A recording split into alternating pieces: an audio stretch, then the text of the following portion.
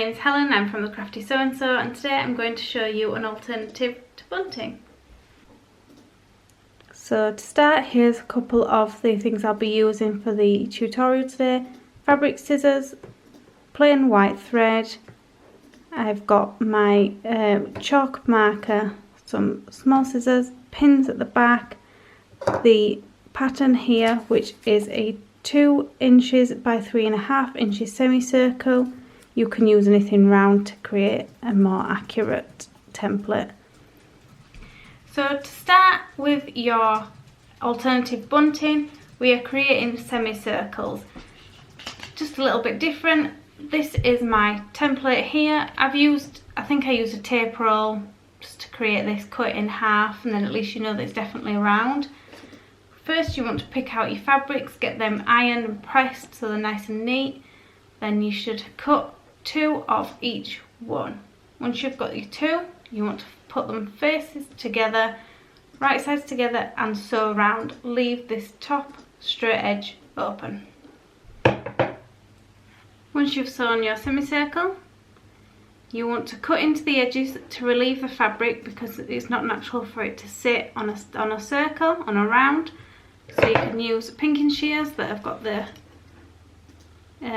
like the crocodile teeth edge, or you can just cut into the fabric. So once you've done that, you can turn it through, rub the seam between your fingers just to get it to the very edge, and then you can press that. I've done a few earlier just to save time. Be able to see. Next you want to create your bias binding to keep them all together in a line. To create your bias binding, you want to take, you will notice that your fabric shouldn't stretch much that way or that way, but when you put it on the bias, fold it as a diagonal, it will have stretch.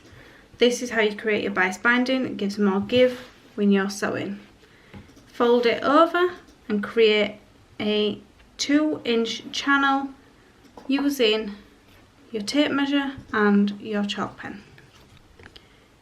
Remember, when you're creating your bias binding, that you want to measure how long you're going to need it so you can measure out the appropriate length, and so you make sure you've got enough fabric. This is what you should be left with. I don't need that much for mine, and then I will simply show you how you connect them. You connect your edges so that each edge should have a length like this at the end. You simply lay them over like so, sew across here, and then that should fold out to create a continuous line. So once you've sewn your bias together, it'll look like that, and on the back. You want to press your seams open, and then you are ready to sew your strips together. So you'll see that I've pinned along the strip, and this is the reverse. So along here, and then once you're done, you want to take the pins out, fold over the seam and press.